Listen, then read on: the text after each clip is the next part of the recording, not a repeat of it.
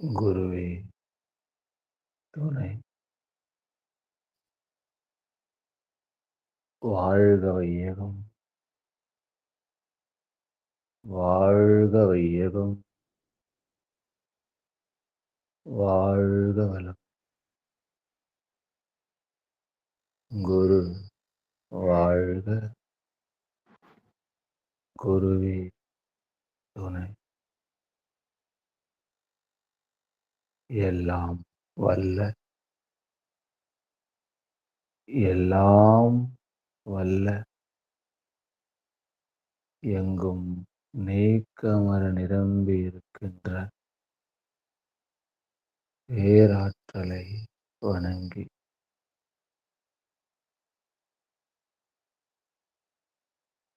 மூடிய கண்களோடு, நிமிர்ந்த உடலோடு, ஓர்க்கப்பட்ட விரல்களோடு நம்மனமிட்டு சௌகரியமாய் அமர்ந்து இருக்கின்றோம். அசைவற்று நம்மை சுற்றிலும்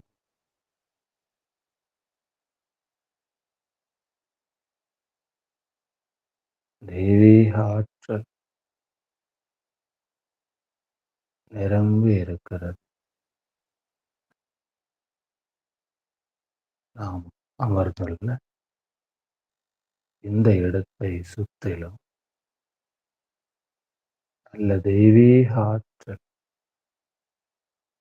நிரம்பி இருக்கிறது.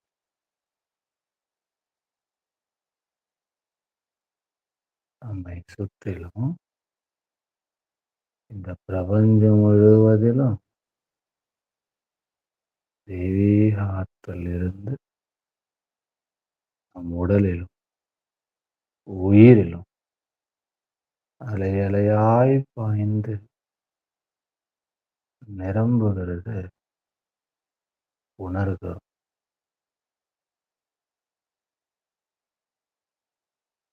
தெய்வீகத்தன்மையால் நிரப்பப்படுவதை உணர்கிறோம்.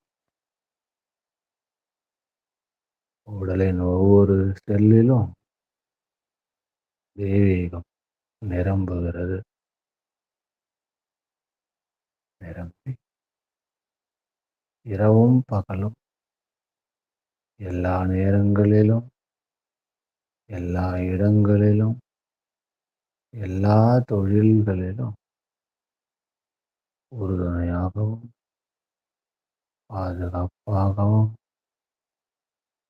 வழிநடத்துவதாக அமையுமா. தாய் தந்தையரின் முழு வடிவத்தை பார்க்கிறோம். அவர்களின் பரிபூர்ண ஆசைகளை நம்மோடு இணைத்துக் கொள்ளுகிறோம். கிறிஸ்தவர்களின் ஆசைகளால் கிடைத்த குரு, குருவின் முழு உருவம் அவரின் அருட்கண் பார்வையால் ஆசீர்வதிக்கப்படுவதை உணர்ந்து குரு உணர்வோடு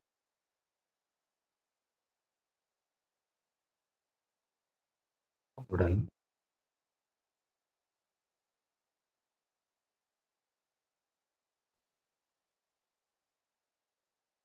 தெய்வீக நினைவு தவம். நாமும் நம்மை சுற்றிலும் இந்த பிரபஞ்சம் முழுவதும் அனைத்தும் தெய்வீகத்தின் நினைவாகவே மலர்ந்திருக்கின்றன. தெய்வீகத்தை பிரதிபலிப்பதாகவே மலர்ந்திருக்கின்றன. உடலை உணர்கிறோம். உடல் பிரபஞ்ச தெய்வீகத்தன்மையின் வளர்ச்சி, தெய்வீகத்தன்மையின் வெளிப்பாடு, தெய்வீகத்தின் நினைவு.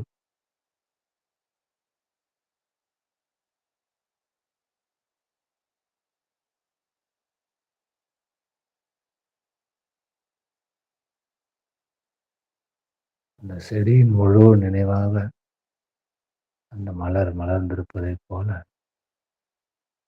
ஒட்டுமொத்த பிரபஞ்ச இயக்கத்தின் கடைசி நினைவாய், ஆறாவது அறிவாய் நாம் மலர்ந்திருக்கிறோம்.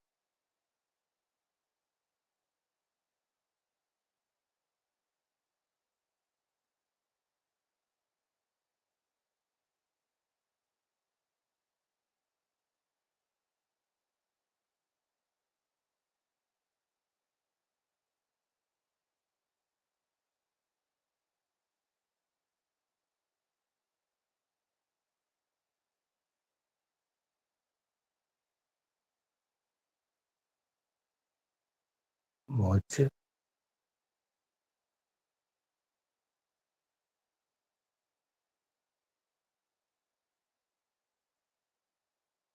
மூச்சு தெய்வீகத்தின் நினைவாகிய இந்த உடலை வாழ வைத்துக் கொண்டிருக்கிறது.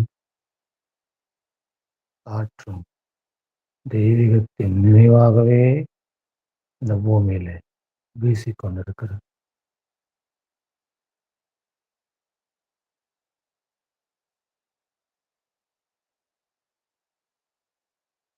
உடலை விட்டு வெளியில் கவனிக்கிறோம். வெளி இந்த இருள் தெய்வீகத்தையே நினைவுபடுத்துவதாயிருக்கிறது.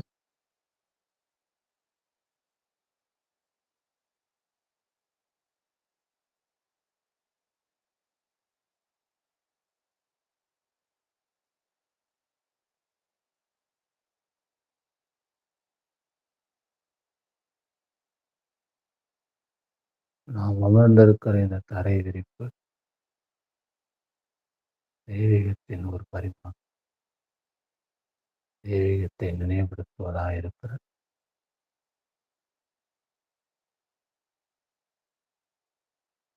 இந்த அறையில இருக்கக்கூடிய ஒவ்வொரு பொருளும்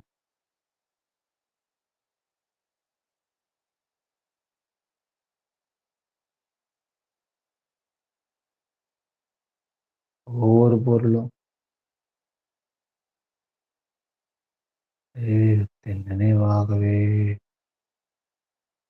உருவாகி இருக்கின்றன. அனைத்தும் வணக்கத்திற்குரிய தெய்வீக தன்மையே.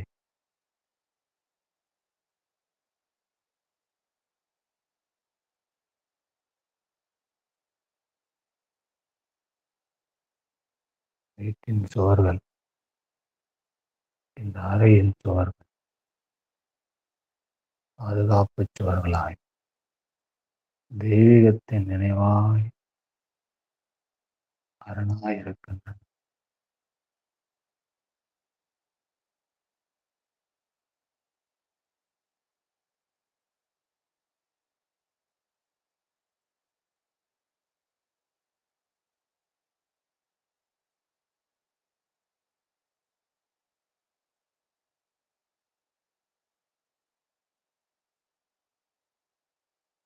சுவரின் ஒவ்வொரு செங்கற்களும்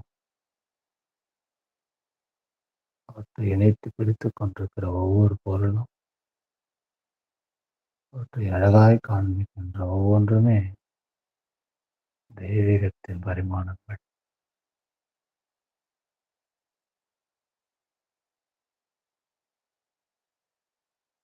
வீடு கடந்து எரிகிறோம். இந்த ஊர் முழுவதும்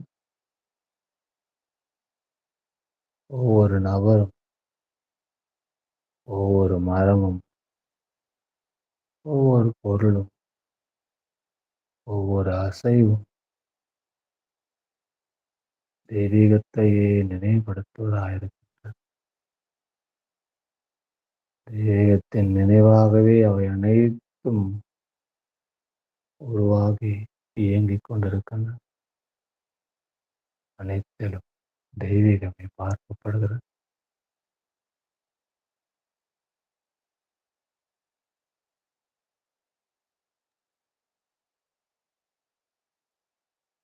அவருடைய அனைத்து உறவுகளும் தெய்வீகம் இருக்கிறது.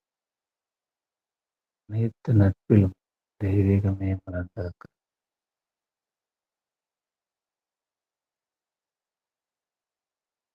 மேலும் அப்படியே விரிகிறோம். இந்த உலகம் முழுவதும் அனைத்து கோவில்களிலும் தெய்வீகத்தின் எழுச்சி,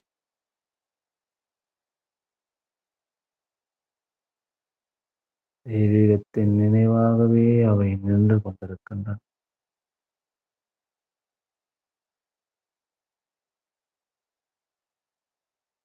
இந்த உலகின் அனைத்து தேவாலயங்களிலும் தெய்வீகத்தின் மலர்ச்சி, தெய்வீகத்தின் நினைவாகவே அவை எழும்பி நிற்கின்றன.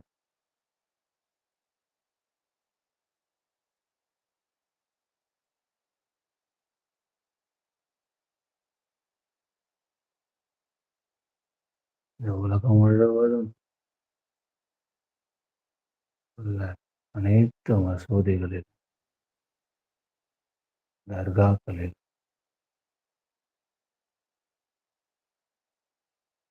தெய்வீக நினைவே போற்றப்படுகிறது.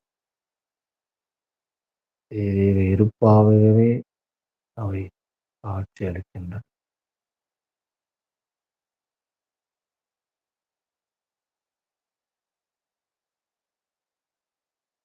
இந்த உலகின் அனைத்து புத்த மடங்களிலும், ஜெயின மடங்களிலும்,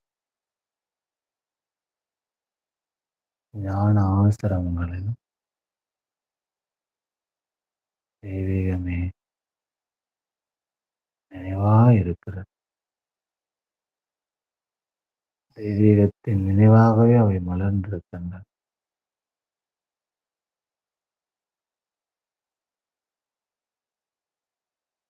உலகம் முழுவதும் இருக்கிற மண், நிலம், அவையே அனைத்தையும் உற்பத்தி செய்து தெய்வீகத்தின் நினைவாயிருக்கிறது. மண் தெய்வீகத்தை நினைவூட்டுகிறது. தெய்வத்தாயாய் படைத்து பசியாற்றிக் கொண்டிருக்கிறது.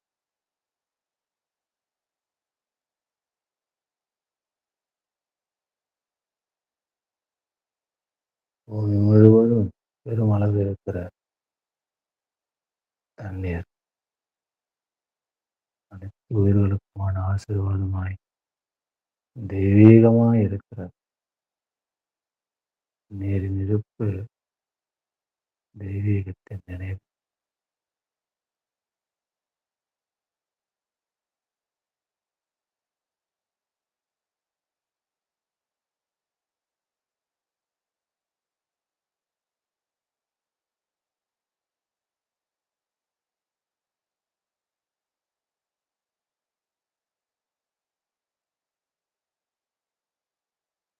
இந்த பூமியை சுற்றிலும் 10 மைல் தூரம் அடர்த்தியாயிருந்து நம்மை வாழ்வித்துக் கொண்டிருக்கிற காற்று தெய்வீகத்தின் அசைவாய், தெய்வீகத்தின் அலையாய் வீசிக்கொண்டிருக்கிறது.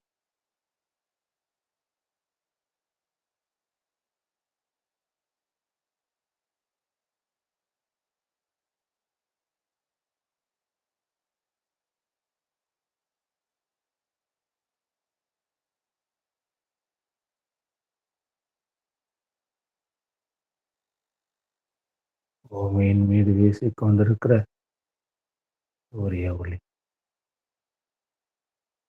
சூரியன், அதன் ஒளியும் அதன் வெப்பமும் தெய்வீகத்தையே நம் மீது பாய்ச்சிக் கொண்டிருக்கின்றன.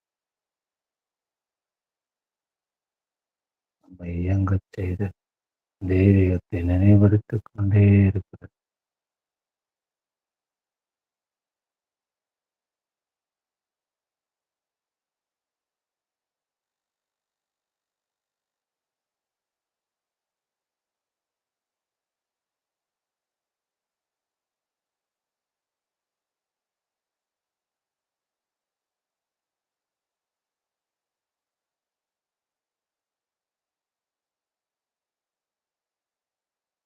பூமியை சுற்றிலும்,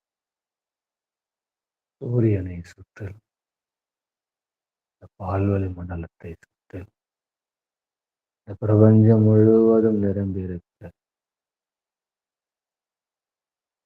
வான்காந்த சக்தி அடைப்பாய் பயணமித்திருக்கிற இந்த ஆற்றல் அனைத்தும் தெய்வீகத்தின் தன்மைகளாய் பிரதிபலித்துக் கொண்டிருக்கின்றன.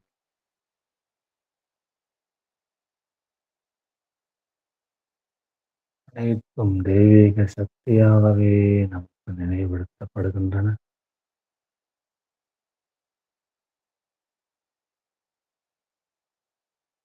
நம்மிலே தொடங்கி இந்த பிரபஞ்சத்தின் எல்லை வரை அனைத்தும்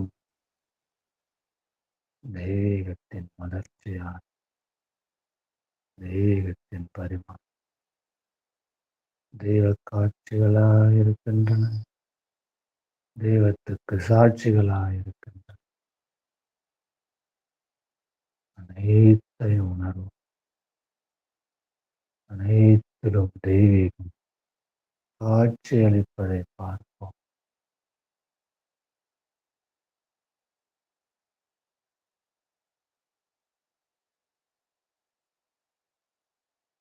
அனைவரின் மீதும், அனைத்தின் மீதும்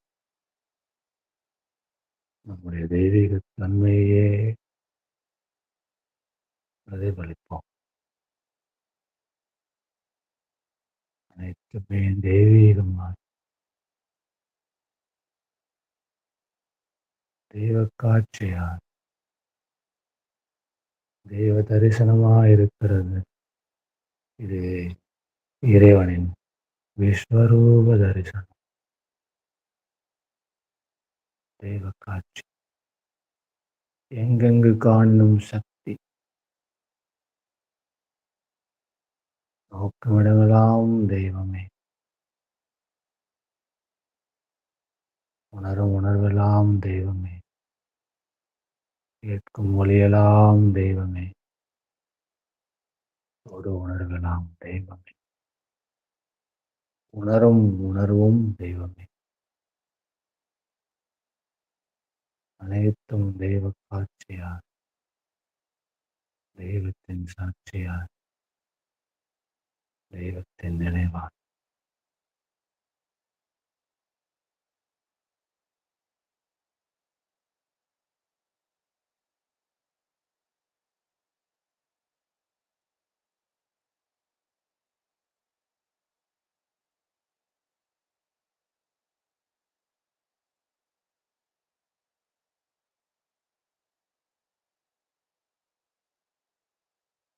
கைகளை கூப்பி நம்மை சுற்றியுள்ள அனைத்து தெய்வீகத்தன்மையும் வணங்குகிறோம். அனைத்துமே தெய்வீகம் என்பதால் அனைத்தையும் வணங்குகிறோம். அனைத்தையும் வணங்குகிறோம். அனைத்தோடும் இணைகிறோம். அனைத்தோடும் அன்பு செலுத்துகிறோம். அனைத்தையும் மதிக்கிறோம். அனைத்தையும் வணங்குகிறோம்.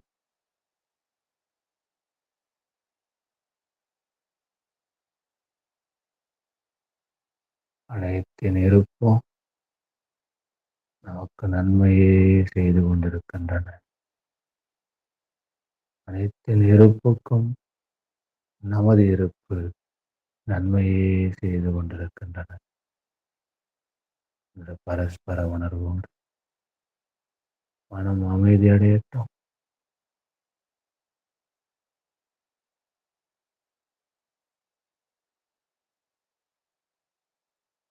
அமைதி,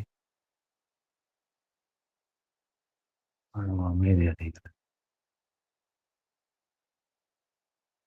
சமாதானமடைகிறது. மனம் தளர்வு அடைகிறது.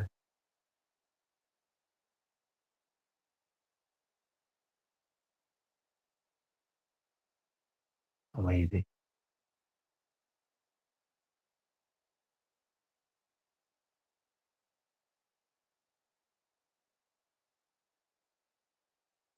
அமைதி,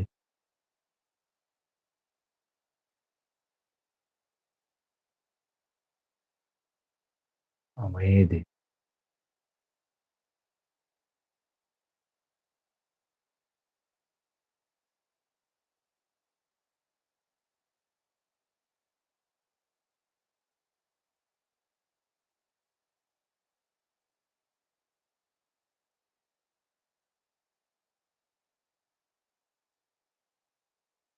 இந்த அமைதி உணர்வில்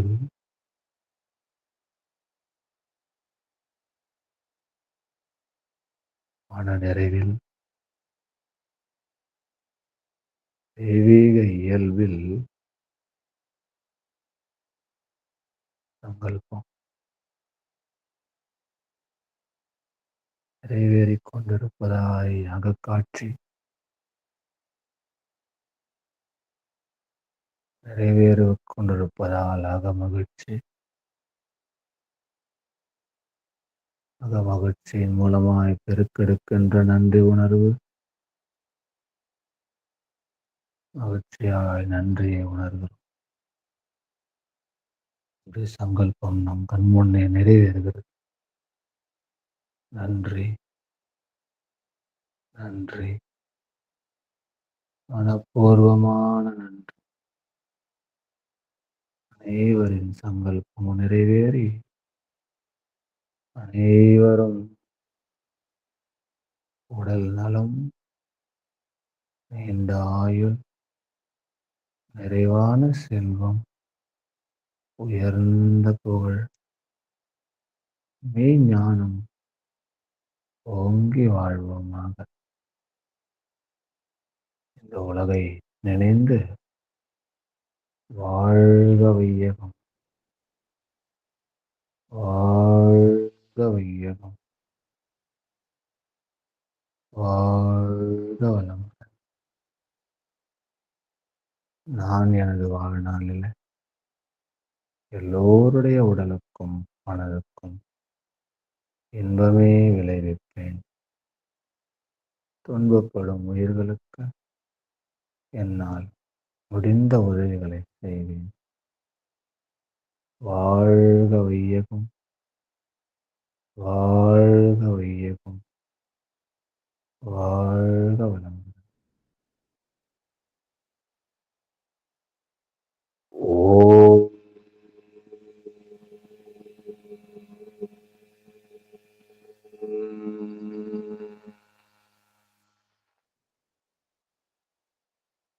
சாந்தி, சாந்தி, சாந்தி.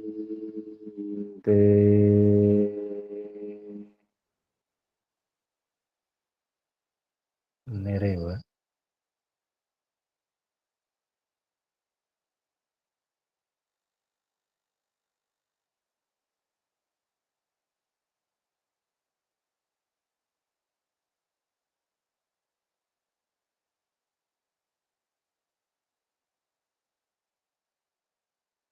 தெய்வீகத்தின் சாட்சிகளாய் தெய்வ காட்சியாய் இருக்கின்ற உங்கள் அனைவரை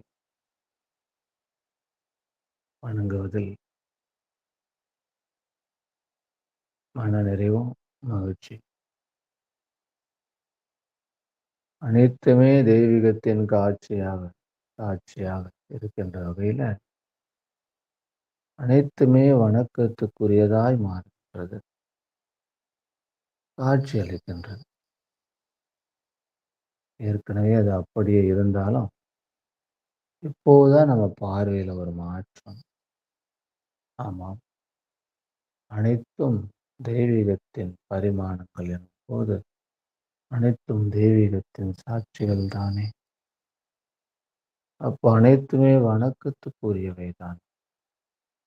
எனவே வணங்குவோம். நம்மை சுற்றியுள்ள அனைத்தை, இந்த ஊரை, இந்த உலகை, இந்த பஞ்சபூதங்களை, நவ கிரகங்களை, இந்த பிரபஞ்சத்தை, அனைத்து உணர்வுகளை வணங்குகிறோம். அனைத்துமே வணக்கத்துக்குரியவை. ஏன்னா, அவை அனைத்துமே தெய்வீகத்தின் பரிமாணம். ஒரு மரத்தின் அனைத்து கனிகளுமே ஒரே சுவையைத்தான் கொடுக்கின்றன. ஒருவருக்கு அது ஏற்புடையதாகவும், ஒருவர் அதை வேண்டாம் என்றும் சொல்வது, அது தனிப்பட்ட விஷயம். ஆனால் உண்மையிலேயே அவை அனைத்தும் ஒரே சுவையுடையன. அதுபோலத்தான் இந்த பிரபஞ்சத்தின் பரிமாணங்கள் அனைத்தும் தெய்வீகத்தையே பிரதிபலிக்கின்றன. ஒருவருக்கு தேவை இருப்பவை அவை அவர் மதிப்பளிப்பதாகவும், அவருக்கு தேவையில்லாதது அவர் மதிக்காததாகவும் இருக்கிறது. ஆனால் இரண்டும் இந்த பிரபஞ்ச நந்தவனத்தில் பூத்த மலர்ச்சி மிக்க, மகிழ்ச்சி மிக்க, வண்ணம் மிக்க, வாசனை மிக்க மலர்களே. அவர் மனதின் தன்மைக்கு ஏற்ப சில பூக்கள் அவருக்கு பிடிக்கின்றன. சில பூக்களை அவர் பார்க்கிறார். சில பூக்களை அவர் நேசிக்கிறார். சில பூக்களை பறித்துக் கொள்கிறார். சில பூக்கள் தலையில் சூடப்படுகின்றன. சில பூக்கள் கீழே மிதிக்கப்படுகின்றன. சில பூக்கள் கடவுளுக்கு பூஜை செய்ய பயன்படுத்தப்படுகின்றன. சில பூக்கள் கண்டுகொள்ளாமல் புறக்கணிக்கப்படுகின்றன. ஒவ்வொரு பூவும் ஒவ்வொரு நிறத்திலும், ஒவ்வொரு வாசனை, ஒவ்வொரு வடிவத்திலும் தெய்வீகத்தையே மலர்த்தி கொண்டிருக்கின்றன. மனிதர்களும் அனைத்து உயிர்களும் அப்படி. பிரபஞ்ச நந்தவனத்தில் வகை வகையாய் பூக்கள், விதவிதமாய் மனிதர்கள், உயிரினங்கள். ஒரே சக்தி, சத். அந்த சத் என்பது பஞ்சபூதங்களாய், சித்துக்களாய் மாறுது. அந்த சித்து தன்னை அநேக கோடி வடிவங்களாய் மாற்றிக் கொள்ளுகின்றன. அதைத்தான் அனந்தம் என்று, சத்து சித்தாகி அனந்தமாகிறது. சச்சிதானந்தமாய் இந்த பிரபஞ்சம். முதல் தன்மை சத்து, அதுதான் அடிப்படை சக்தி. அதுவே சித்து ஆகிறது. வேறொரு பரிமாணத்தை எடுக்கிறது பஞ்சபூதங்களால். அவையே ஆயிரக்கணக்கான வடிவங்கள் எடுக்கின்றன. புல்லாகி பூடாய், புழுவாய் மரமாகி, பல்விருகமாகி, பறவையாய் பாம்பாகி, வல்லசுருளாகி, முனிவராய், தேவராய், பேயாய், கணங்களாய், எல்லா நின்றைய தாவர சங்கமத்துள் எல்லா பிறப்பும் பிறந்திருக்கிறது இந்த பிரபஞ்சம். எல்லா பிறப்பும் பிறந்திருக்கிறது. எனவே இது அனைத்தும் பிரபஞ்சத்தின் பரிமாணங்களாய் இருப்பதால, வெவ்வேறாக படைக்கப்பட்டிருப்பதாய் தெரிவதால, அனைத்தும் வணக்கத்துக்குரியது. அனைத்தும் மதிக்கத்தக்கது. அனைத்தும் போற்றுதலுக்கு உரியது. அனைத்தும் நம்மை ஆசீர்வதித்துக் கொண்டிருக்கிறது. இது இப்படி பார்க்க வேண்டும் என்பதல்ல. இதுதான் உண்மை. உங்கள் எண்ணத்திலிருந்து நீங்கள் எப்படி வேண்டுமானாலும் பார்த்துக் கொள்ளலாம். நீங்கள் எப்படி பார்க்கிறீர்களோ அதற்கேற்ப கர்மா உங்களுக்குள்ளே பதிவாகி கொண்டிருக்கும். உண்மையை பார்க்க வேண்டும். இதைத்தான் திருக்குறள் சொல்லுகிறது. எப்பொருள் எத்தன்மை தாயினும் அப்பொருளுக்குள்ளே இருக்கக்கூடிய மெய்ப்பொருளை பார்க்க வேண்டும். மெய்ப்பொருள் என்றால் தெய்வீகம் தான். மற்ற அனைத்துமே பொய்ப்பொருள் தான். ஒவ்வொன்றினூடும் தெய்வீகம் தான் நிரம்பி இருக்கிறது. அதான் எவர் ஒருவர் எல்லாவற்றிலும் என்னையே காண வல்லவரோன்னு இறைவன் சொல்லுகிறார். இறைவன் நினைவாகவே அவை மலர்ந்திருக்கின்றன. அவற்றிலே நீங்கள் இறைவனைத்தான் பார்க்க வேண்டும். ஆத்ம வணக்கம். உடலுக்கு வணக்கம் அல்ல, ஆத்மாவுக்கு தான் வணக்கம். உடல் அடையாளம்.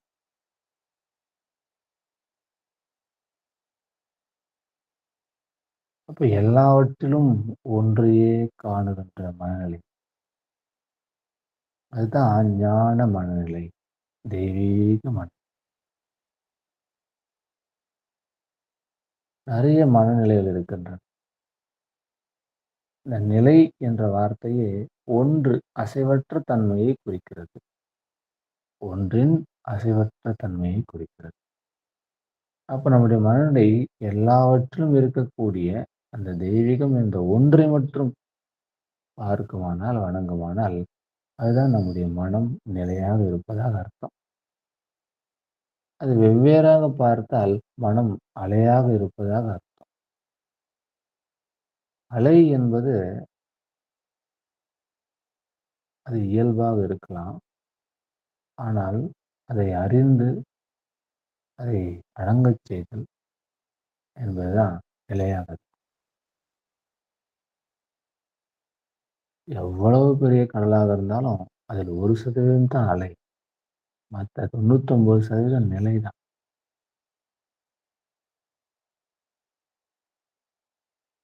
சும்மா தான் இருக்கும். அலைகள் மேல மட்டும் நம்ம பார்க்க முடியும். பெரிய அலைகள. அதுபோல நம்முடைய தெய்வீக மனம் அது அனுபவத்துக்கு ஏற்ப அலைகளாக மாறி எண்ணங்களை இந்த பூமியிலே மோதவிட்டுக் கொண்டே இருக்கின்றன. அது எவ்வளவு அதனுடைய எண்ணிக்கை அதிகமாக இருக்கிறதோ, அந்த அளவுக்கு இரைச்சல் அதிகமாக இருக்கும். மனதின் இரைச்சல். நூற்றுக்கணக்கான, ஆயிரக்கணக்கான, லட்சக்கணக்கான எண்ணங்கள் இருக்கும்போது, மனம் இரைச்சலாக இருக்கும். இரைச்சலிலே நீங்கள் அமைதியை காண முடியாது. அமைதி இல்லை என்றால், நீங்கள் தெய்வீகத்தை உணர முடியாது. மன அமைதியும் தெய்வீகம் தான். எண்ணங்களும் தெய்வீகம் தான். அதன் இரைச்சலுமே தெய்வீகம் தான். ஆனால், நீங்கள் ஒரு அமைதிக்கு போகும்போது தான் அதை உணர முடியும் என்பதால, இரைச்சலில் தெய்வீகம் உணரப்படாது. அப்போ வித்தியாச மனநிலை இருக்கும். உயர்வு, தாழ்வு மனநிலை. இது சரி, இது பெருசு, இது சின்னது. இது இப்படிப்பட்டது, இது அப்படிப்பட்டது என்ற வித்தியாச மனநிலை இருக்கும். அதுல தெய்வீகம்லாம் இருக்காது. அந்த வித்தியாச மனநிலைக்கு பிளவுபட்ட மனநிலை என்று பெயர். மனம் ஒன்றுதான். அதுவே பிளவுபட்டு கிடந்தா, அப்போ அதுலேருந்து புறப்படுகின்ற வார்த்தைகள்ல ஒரு வீரியம் இருக்காது. ஒரு நம்பிக்கை இருக்காது. அது துன்பம் தரக்கூடிய வார்த்தைகளா மாறி போயிடும்.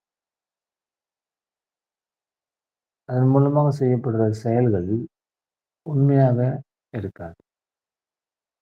அது பெரும் நன்மை விளைவிப்பதாகவும் இருக்காது. ஏன்னா பிளவுபட்ட மனநிலை. பிளவுபட்ட மனநிலைனா 2ஆக இருப்பது, 3ஆக இருப்பது. மனித இனத்துக்கு ஒரு சாபம் என்ற ஒன்று இருக்குமானா, அது அவனே விதித்துக் கொண்டதுதான். ஏன்னா அனைத்து ஆசீர்வாதம். அது என்னவாக சொல்லப்படுதுன்னா, 2 பட்ட மனநிலை. 2ம் கெட்டான். மேன் இஸ் ஆல்வேஸ் இன் த இஸ்த்மஸ் ஸ்டேட்டஸ்ன்னு சொல்றார் அலெக்சாண்டர் போப். மனம் மனிதன் என்பவன் எப்போதுமே 2ம் கெட்டானாவே இருப்பானாம். இந்த கரையில இருக்க மாட்டான், அந்த கரையில இருக்க மாட்டான். நடுப்புறவே இருப்பான். அத அடிச்சுட்டு போகணும்னாலும் பரவால்ல. இது சரியா, அது சரியான்னு தெரியாமலே ஒரு ஒரு உற்றாந்தரிசியான்னு சொல்லுவாங்க. அந்த மாரி ஏதோ ஒண்ணு செலக்ட் பண்றதுக்கு எத்தனித்துக் கொண்டு, அத விட்டா, இத விட்டா அப்படின்னு எல்லாவற்றையும் பிடித்துக்கொண்டான். எல்லாவற்றையும். டீ ஸ்ட்ராங்கா போடவா, லைட்டா போடவான்னு கேட்டா, மீடியமா போடுங்கன்னு சொல்லுவான். இதுதான் மனிதனுடைய மனநிலை. மீடியம் அப்படின்லாம் இல்ல. செய்யலாமா? செய்யக்கூடாது. 2டே 2 கேள்வி தான். செய்யலாம். அல்லது செய்யக்கூடாது. செய்யலான்னு தான் தோணுது. ஆனா, செய்ய வேணாம்னு தான் நெனைக்கிறேன். ஆனா, அப்படின்னு ஏதோ ஒரு ஆணவ போட்டு அரைகுறையாவே செய்துர்றது. இதுதான் பிளவுபட்ட மனம். அப்ப இந்த ஆணா என்ற வார்த்தையின் மூலமாக நம் மனம் பிளவுபடுது. எஸ்ஸும் சொல்லல, நோவும் சொல்லல. எஸ்ஸில் நின்று கொண்டு மனம் நோவை யோசிக்கிறது. நோ என்ற இடத்திலே இருந்து கொண்டு மனம் எஸ் யோசிக்கிறது. ஒருவேளை செய்திருக்கலாமோ? ஒருவேளை செய்யாம விட்டுருக்கலாமோ? எப்போ செய்த பிறகு. எல்லாவற்றுமே இப்படிதான். மனித மனம் பிளவுபட்ட மனம். இப்ப இதனால நாம செய்த அந்த செயல் முழுமையடையாமல் போய்விடுகிறது. முழுமையடையாமல் இருப்பது அரைகுறையா இருக்கிறது. அந்த அரைகுறை இருக்குல்ல, அதுதான் நம் வாழ்வில் ஒட்டுமொத்த துன்பத்துக்கும் காரணம். இதான் முதல் நாள் அறிமுக வகுப்புல பேசப்பட்டது. விட்ட குறை, தொட்ட குறை. நாம தொடுவது அனைத்தையுமே அரைகுறையாக விட்டு விடுகிறோம். அது நம்ம முடிப்பதற்காக காத்திருக்கிறது. எனவே நம் மனம் லட்சக்கணக்கான எண்ணங்களால் நிரம்பி வழிந்து கொண்டிருக்கிறது. அலைந்து கொண்டே இருக்கிறது. எரிச்சல் ஊட்டுவதாக, துன்பம் கொடுப்பதாக, நிலையற்றதாக, உயர்வாழ் மனப்பான்மையோட எப்போதுமே ஒரு கம்ப்ளைண்டோட இருக்கு. சுமைன்னு ஒண்ணு இருக்கு. அது என்ன தெரியுமா? நம்ம ஏற்கனவே எடுத்த விஷயத்த அப்புறம் பார்த்துக்கலான்னு விட்டது தான். அடுத்த முறை பார்த்துக்கலாம். Next time. அதான் ஆரம்பிச்சுட்டு முடிச்சுடுவேன்ப்பா. இல்ல அது என்னவோ மனசு சரியா வரல. நான் அடுத்த முறை பார்த்துக்கிறேன். வாங்க வந்துட்டு வாங்கிட்டு போயிடும்ப்பா. இல்லப்பா அது என்னவோ ஏதோ நினைச்சு வந்தேன் வாங்கலான்னு. இப்ப வேணான்னு தோணுது. சாப்பிட உட்காந்துட்டு பாதியிலே எழுந்து போறேன். பசிச்ச மாரி தான் இருந்தது. என்னமோ சாப்பாடு வச்ச உடனே பிடிக்கல. பேச ஆரம்பிச்சுட்டேன். பேசி தீர்வு எட்டிடலாம்ப்பா இப்பவே. இல்லப்பா. அது என்ன இப்போ ஒண்ணும் சரியா வரும்ன்னு தெரியல.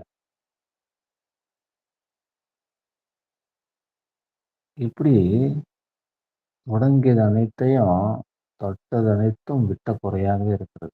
குறையாவே விட்டு வருகிறோம்.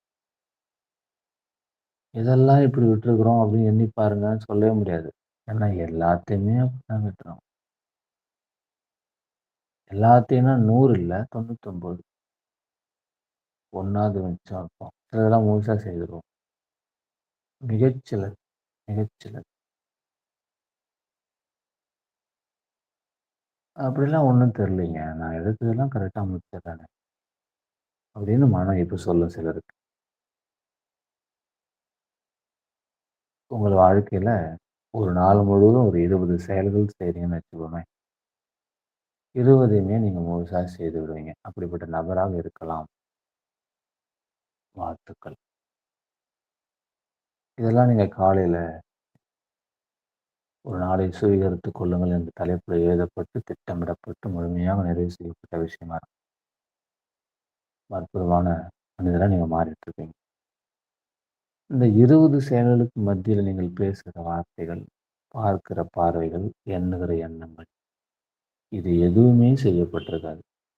ஆனா எண்ணமா வந்து போயிருக்கும், பார்வையா வந்து போயிருக்கும், வார்த்தையா வந்து போயிருக்கும்.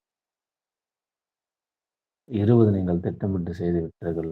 அதற்கு மத்தியிலே ஒரு 200 விஷயங்களாவது குறைந்தபட்சம் குறையாக விடப்பட்டிருக்கும். அது உங்க திட்டத்துல இல்லாதது. நீங்கள் யோசிக்கவே யோசிக்காதது. பாருங்க 20 மனநிலை திருப்தியாகவும், ஒரு 200 மனநிலை நிலையற்றதாகவும், விட்டவரை தொட்டவரையா மாறிடும். அப்ப நினைக்கிறதெல்லாம் அப்படியே செய்துருங்க, அப்படியே செய்யுங்க. அப்படி இல்ல. அப்படி நினைச்சுக்க வேண்டாம். 20 விஷயங்கள் செய்யலாம்னு முடிவு பண்ணிட்டீங்கன்னா, 5வது செய்து முடித்தவுடன் 6வது. இடையில கேப் இருக்குல்ல, இந்த கேப் நம்மள 100 விஷயத்த உருவாக்கிடும். அடுத்ததை செய்யறதுக்கு முன்னாடி பல கேள்விகள் எழுப்பிட்டே பதில் தராமலே போய் அடுத்தது செய்ய ஆரம்பிச்சுருவோம். மனத எப்பவுமே ஆக்குபைடா வச்சுக்கணுமா, பிஸியா வச்சுக்கணுமா? இல்ல. அப்படி இல்ல. நெறைய பேர் என்ன சொல்றாங்க, நான் ரொம்ப பிஸியா இருந்தேன்னா தப்பே பண்ண மாட்டேன். அதான் நான் பிஸியாவே வச்சுக்கிறேன். பிஸியாவே வச்சுட்டுனா வாழவே மாட்டீங்க. அதையும் ஞாபகம் வச்சுக்கங்க. நான் ரொம்ப பிஸி. கொஞ்சம் வேலையா இருக்கேன். ரொம்ப வேலையா இருக்கேன். அதெல்லாம் ஆ வாழாம தவிர்ப்பது. வாழ்வை தவிர்ப்பது தான் பிஸியா இருப்பது. வாழ்வின் மீது பயம் நம்மள பிஸியா வச்சுரும். வாழ்வை எதிர்கொள்ள தைரியம் இல்ல. பிஸியா வச்சு நம்ம பிஸியா இருக்கிற அந்த விஷயமே நம்முடைய வாழ்க்கையாக இருந்தால் நல்லது. ஆனா பிஸியா இருக்கிற விஷயம் நம்ம சம்பாதிப்பதற்காக இருக்கிறது. நம்ம சம்பாதிப்புக்காக செய்ற செயலால நம்ம பிஸியா இருக்கக்கூடாது. அது கோ வித் த ஃப்ளோ மாரி இருக்கணும். அது சாதாரணமா நடக்கணும் அந்த விஷயம். அதற்காக ஒரு மெனக்கெடுதல், அதற்காக ஒரு பெரும் நேரமும், பெரும் அறிவும் செலவு செய்யக்கூடாது. உண்ணுவதற்கே 15 நிமிஷம் செலவு பண்றோம். சம்பாதிக்கிறதுக்கு எதுக்கு 8 மணி நேரம் செலவு பண்றோம்? 15 நிமிஷம் சாப்பிடுறதுக்கு 8 மணி நேரம். மற்றவைலாம் இருக்குது இல்லையா? அப்படின்னு நீங்க கேள்வி கேட்டா, நான் இதுவரைக்கும் பேசுனது புரியாம போயிடுச்சுன்னு அர்த்தம். எல்லாவற்றுக்குமே அப்படிதான். அவ்வளோ நிமிடங்கள் தான் குடுக்குறோம். அப்போ அப்படி எப்படி மினிமைஸ் பண்ண முடியும்னு பார்க்கணும். மினிமைஸ் பண்ணா தான் கம்ப்ளீட் பண்ண முடியும். மேக்ஸிமைஸ்னா கம்ப்ளீட் பண்ண முடியாது. வேற ஒண்ணும் இல்ல. பெருசானா கம்ப்ளீட் பண்ண முடியாது. கம்ப்ளீட் பண்ணாம போயிட்டா அரைகுறை ஆயிடும். அரைகுறையா இருந்தாக்கா அது உங்களுக்கு சுமையாக இருக்கும். சுமைனா நீங்க எல்லாமே அரைகுறையா விட்டது தான். எனவே அனைத்தையும் முழுமையாய் முடித்துவிடும். முழுமையாய் முடிக்க முடியாத விஷயத்தை தொடர்பே கொள்ளாதீர்கள். இதுதாமே பார்க்கலாம். இதுதான் பார்க்கலாமேல்லாம் வேண்டாம். செய்ய செய்யுங்க. Yes or no. Do or die. Think or nothing. இதுக்கு மத்தியில ஒண்ணுலயே நின்றுருக்கோம். அதனால அதுலருந்து வெளில வாங்க. Yes or no. Yes means yes, no means no. எதுவும் எதோடும் குறுக்கிடக்கூடாது. எஸ் நோவோடையும், நோ எஸ்ஸோடும் குறுக்கிடக்கூடாது. எஸ்னா எஸ். நோனா நோ. தயவுசெய்து இந்த விஷயத்த புரிந்து கொள்ளுங்க. நம்ம எல்லா விஷயத்திலும் இப்படித்தான் இருக்கிறோம் என்பதை தயவு செய்து நினைவுபடுத்திக் கொள்ளுங்க. மறந்துடாதீங்க. சாப்பிட்டுட்டே இருப்போம். நான் அதுதான் ஆர்டர் பண்ணலான்னு பார்த்தேன். தெரியாம இத ஆர்டர் பண்ணிட்டேன்னு சொல்லிட்டு அந்த குறை மனநிலையே சாப்பிடுவோம். அது ரொம்ப மோசமான மனநிலை. அது மனநிலையே அல்ல. அது மன அலை. அப்ப தெளிவு இல்லன்னு அர்த்தம். தெளிவுபடுத்திக் கொள்ளணும்னா சிலது இருந்தா தெளிவா இருக்கும். பலது இருந்தா எப்படி தெளிவா இருக்கும்? சிலது தான் தெளிவானது. பலது தெளிவற்றது. மாணவன் நல்லவன், மாணவர்கள் கெட்டவர்ன்னு சொல்லுவாங்க சார். மாணவன் நல்லவன், மாணவர்கள் கெட்டவர். தனியா இருக்கும்போது அற்புதமா இருப்பான். சேர்ந்த உடனே அவன் புத்திய காமிச்சுருவான்ற மாரி. 4 சட்டை அழகானது. டக்குன்னு எடுத்து போட்டு போயிட்டே இருக்கலாம். 40 சட்டை மோசமானது. நம்மள 1/2 மணி நேரம் சிந்திக்க வச்சுரும். வேஸ்ட் பண்ணும் நம்ம டைம் எல்லாத்தையும். இத போடலாமா? அது போடலாமா? இதுக்கு அத போடலாமா? அதுக்கு இத போடலாமா? இருப்பதே 4 சட்டை தான். தூக்கி போட்டீங்கன்னா, சூப்பர். அப்ப இன்னைக்கு பச்சை தாம்பா, இன்னைக்கு ப்ளூ தாம்பா, இன்னைக்கு சிவப்பு தாம்பா. அதிலும் ஒருத்தர் சொன்னாரு. "ஏம்பா நான் ஒரே கலர் ஷர்ட் தான் பயன்படுத்த போறேன் இதுக்கு மேலன்னா, அது எத்தன இருந்தாலும் நோ கன்ஃப்யூஷன் டக்குனு ஏன்னா எல்லாம் ஒரே கலர் தான். அதனால தான் நெறைய பேரு ஒரே கலர யூஸ் பண்றாங்க. ஒயிட் மட்டும் தான். அது என்னவோ தெரியல அது அரசியல்வாதிக்கு ஆபரணமா மாறி போச்சு. பொதுவாவே அந்த மாரி சிம்ப்ளஸ்ட் 20 சட்டை இருந்தா கூட ஒயிட் மட்டும் தான் இருக்குன்னா, டைம் அவ்ளோ பெரிய விஷயம் இல்ல சட்டை. அது ஒரு ஒரு ஒரு ஒரு விஷயம் அவ்வளோதான். டக்குன்னு எடுத்து மாட்டிட்டு போய் அப்படி ஒரு சிம்பிளா அந்த மனத வந்து அலையில்லாம பார்த்துக்கணும். அலையில்லாம. இன்னைக்கு இதான், அப்படின்னா இதான். இதுவா, அதுவான்னா 2மே இல்லாம போயிடும். அதான் உண்மை. 2மே இல்லாம எங்க போவோம்? நம்முடைய கருமால போய் உட்காந்துக்கும். நீ விஷயம் பயங்கர சூப்பரா பிரமாதமா ஒரு விஷயம் பண்ணிட்டே இருப்ப. அப்போ வந்து குறுக்கிட்டு, "என்ன மட்டும் நீ அப்படி பண்ண?" அப்படின்னு கேட்கும். அனைத்து மகிழ்ச்சியும் வீணா போறதுக்கு அந்த சுமை காரணமா அமையும் ஒரு நேரத்துல. எனவே எதையும் விட்ட குறையை தொட்ட குறையாக வைத்துக் கொள்ளாதீர்கள். தொட்டால் முடித்து விடுங்கள். முடிக்க முடியாதே தொடவே தொடாதீர்கள். முழு கவனத்தோட எதை எடுத்தாலும் முடிச்சிருங்க. முடித்துவிட்டு காலியா வைங்க டம்ளர. முடிக்க முடியாதுன்னா வாங்கவே வேணாம். வேணான்னு சொல்லிடுங்களேன். கல்யாண வீட்ல எல்லாத்தையும் கொண்டு வந்து வைப்பான். சும்மாவே உட்காந்துருப்போம். பார்த்து, பார்த்து, பார்த்து பசி போயிடும். ஒரு ஸ்வீட்ட மட்டும் எடுத்து வாயில வச்சுட்டு அப்படியே மூடிடுவோம். "டேய் வைக்கும்போது என்னடா பண்ணியிருந்த? வேணான்னு சொல்லலான்னு தான் நெனச்சேன். எங்க வேக வேகமா வச்சுட்டு போறானுங்க." அப்புறம் ஏதாவது ஒண்ணு சொல்லிடுறது. ஏதோ கல்யாண வீட்ல நீங்க வர்றதுக்கு முன்னாடியே மொத்தத்தையும் வச்சுர்றான் என்ட்ட. எத பத்தியும் அவனுக்கு எந்த கவலையுமே கிடையாது. அது குழந்தை இலையா, பெரியவங்க இலையா, சாப்பிடுற இலையா, சாப்பிடாத இலையா, எந்த அக்கறையுமே இல்ல. அவனுக்கு தேவை வேலை நடக்கணும், சாப்பிடுறதுக்கு வேலையாகணும், மூடிட்டு போயிடணும். இதுபோல தான் நாம இருக்கிறோம். நம்முடைய வேலைகள் எல்லாத்தையும் அவசரம், சீக்கிரம், ஃபாஸ்ட். அதனால எல்லாமே அரைகுறையா. இதுவரைக்கும் பாருப்பா, நாளைக்கு பார்த்துக்கலாம் வச்சுக்க. ஏய் தம்பி, நாளைக்கு நைட் போய் சாப்பிடணும்னு தூங்கணும்ப்பா நிம்மதியா நீ. அது நீ இன்னைக்கு முடிச்சா தான் தூங்க முடியும். அது தெரியாமலே நமக்கு தெரியாமலே விட்டு போயிடுறோம். அப்புறம் அது கனவுல வரும். அப்புறம் அத வந்து 4 பேர்ட்ட சொல்லிட்டு உட்காந்துருப்போம். அது ஒரு டைம் வேஸ்ட். தூக்கமும் வேஸ்ட்டா போச்சு, கட்டுன விளக்கம் வேஸ்ட்டா போச்சு. நண்பர்களே, இது ஒரு வாழ்க்கைக்குள்ள மிக முக்கியமான பாடம். ஏன்னா, இது உங்கள் கர்மாக்களை இல்லாமல் செய்கிறது. புதிய கர்மாக்களை சேர்க்காமல் செய்கிறது. எனவே உங்கள் சந்ததிகள் பிரமாதமாக வாழ்வார்கள்.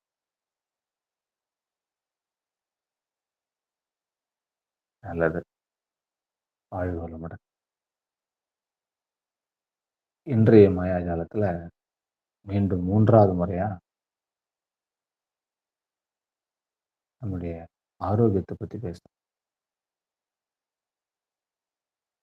உணவ பத்தி பேசணும். ஆரோக்கியத்த பத்தி ஏற்கனவே ஒரு முறை பேசியிருக்கோம். இன்னைக்கு ஆரோக்கியத்தின் அடுத்த பட்டம். எல்லாமே மாயாஜாலத்து 28 நாட்கள்ல 3 முறை வரும். முதல் முறையா உணவு 3வது முறை வந்திருக்கு. உணவு மீன்ஸ் ஆரோக்கியம். இன்னைக்கு ஆரோக்கியம்ன்றது உணவ பத்தி பேசுறதில்ல. மாயாஜாலத்துல இன்னொரு விஷயம், அதனுடைய அடிப்படை கோட்பாடு என்னன்னா, எவையெல்லாம் உங்களிடம் இருக்கிறதோ அவருக்கு நன்றி உணர்வு இருந்தீங்கன்னா, உங்களிடம் இருக்க வேண்டியது தானாகவே இருக்கும் என்பது. அந்த வகையில இருந்தது, இருப்பது, இருக்க வேண்டியது. இது 3ஆ பிரியுது. கடந்த காலம், நிகழ்காலம், எதிர்காலம். எப்போதுமே எதிர்காலத்துக்காக எதையுமே செய்யக்கூடாது. அத ஞாபகம் வச்சுக்க. செய்ய மாட்டீங்க எனக்கு தெரியும். என்ன செய்ய மாட்டீங்க? எதிர்காலத்துக்காக எதையுமே செய்யாம இருக்க மாட்டீங்க. செஞ்சுன்னு தான் இருப்பீங்க. ஏன்னா அது லைஃப்ல ஒரு பேட்டர்னா மாறி போச்சு. நாளைக்கு என்ன பண்றது? 50 வயசு என்ன பண்ணிடுவோம்? என்ன ஆயிடும்? அப்படின்னு வாழ்க்கை மீது நம்பிக்கையே இல்லாத வசனங்கள சொல்லிட்டே இருப்போம். நெறைய பேர் அப்படிதான் சொல்றாங்க. இன்சூரன்ஸ் கம்பெனி, அப்புறம் சேவிங்ஸ், ஷேர் மார்க்கெட்டு. நீங்க 60 வயதில நிம்மதியா வாழ்வதற்கு அப்படின்னு சொல்லுவோம். அதுக்காக இப்போ நிம்மதி இல்லாமலே திரிஞ்சுன்னு கிடப்பானுங்க. ஸோ இப்ப தான் நீ உயிர் எடுக்குற. 60 வயசு நீ உயிர் எடுக்க போறன்னே தெரியல. அப்போ நிம்மதியா வாழ இப்ப என்ன பண்ற? இப்ப நிம்மதியா இருக்கிறியா? அப்போ கடந்த காலத்த கருத்துல கொண்டு அந்த அனுபவமா மாத்தி வச்சுக்கணும். அத பத்தி யோசிக்கவே கூடாது. அது இருக்கும். கண்டிப்பா நிச்சயமாக இருக்கும். அது ஒவ்வொரு எண்ணத்திலும், ஒவ்வொரு சொல்லும், ஒவ்வொரு செயலும் வெளிப்பட்டு கொண்டு தான் இருக்கும். அதனால அத பத்தி எந்த அக்கறையும் வேணாம். கடந்த காலம், இறந்த காலம். அது வெறுமனே அனுபவமா மட்டுமே இருக்கட்டும். அதை எடுத்து அப்பப்போ அதை பரிகசித்துக் கொண்டிருக்க வேண்டாம். நீ இப்படி பண்ண, அப்படி பண்ண, அப்ப சூப்பரா இருந்துச்சு, இப்ப அருமையா இருந்துச்சு. அப்படிலாம் எதையும் சொல்ல வேண்டாம். நிகழ்காலம். இப்ப நம்ம ஆனா கடந்த காலத்த யோசிக்க போறோம். என்னன்னா, நம்ம இப்போ எப்படி இருக்கோம்னு தெரியல. உடல்நிலையில, ஆரோக்கியத்துல எப்படி இருக்கோம்னு உங்களுக்கு தான் தெரியும். நீங்க எப்படி இருக்கிறீங்கன்னு. அப்போது போல இப்ப இல்லாம இருப்பது நல்லா தெரியும் உங்களுக்கு. சின்ன ஒப்பீடு மட்டும் பண்ணி பார்த்துக்கோங்க. சும்மா நினைவுக்காக மட்டும் தான். நம்ம எப்போவெல்லாம் ரொம்ப ஆரோக்கியமா, சுறுசுறுப்பா, ஃபாஸ்ட்டா இருந்தோம். இன்னைக்கு கொஞ்சம் அந்த அளவுக்கு இயங்க முடியலனாலும், ஒரு நேரம் இருந்திருப்போம்ல. ஃபாஸ்ட்டா, சுறுசுறுப்பா, வலியே இல்லாம, வேகமா தூங்க வேண்டிய அவசியமே இருந்திருக்காது. ஓடிட்டே இருந்திருப்போம். அது எப்போன்னா, நம்முடைய பள்ளி பருவ காலம். கல்லூரி பருவத்தில கொஞ்சம் அடங்கி இருந்திருப்போம். பள்ளி பருவம் கல்வி சுமையாக இல்லாத ஒரு காலம். இப்ப சொல்லல, நாம படிக்கும்போது சொல்றேன்.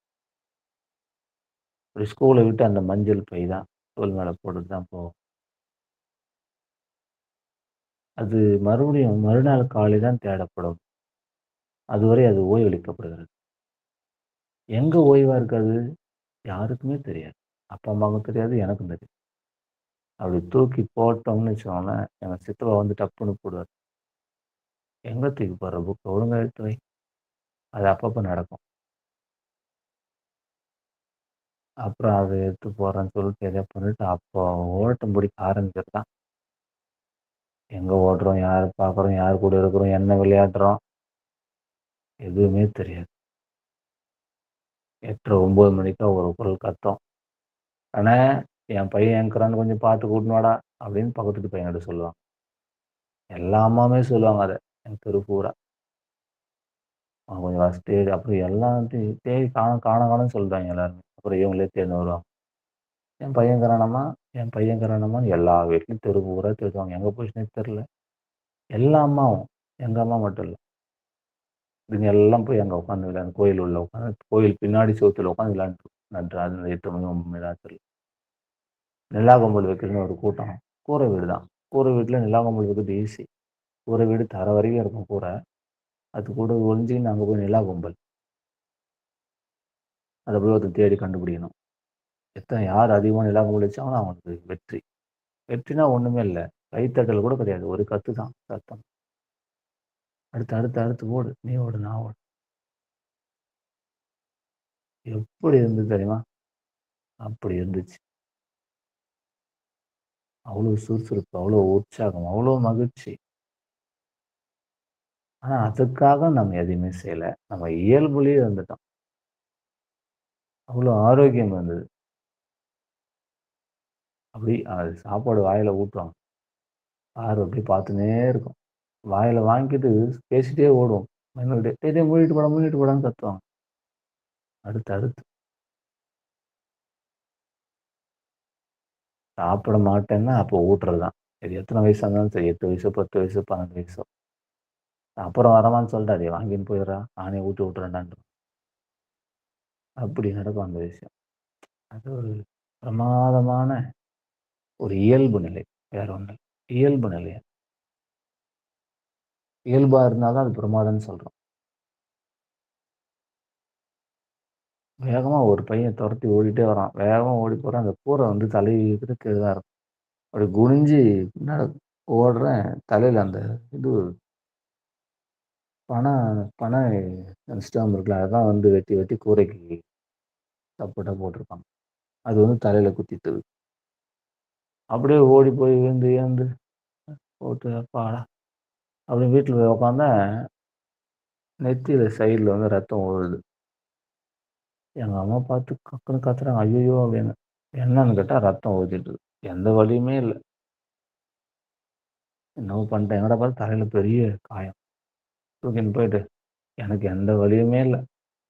அப்பான்னு போனாங்க. 5, 6 தையல போட்டாங்க. தலை உச்சியில. உச்சி தலையில 5, 6 தையல் போட்டு தமாஷா இருக்கும் அந்த விஷயம். நீங்க பார்த்தீங்கன்னா, உச்சியில போய் ஏதாவது அடிபட்டுச்சுன்னு வச்சுக்கோங்களேன், மேல கட்டுலாம் கட்டி கீழ கொண்டாந்து தாடையில கட்டியிருப்பாங்க அந்த வெள்ள துணிய.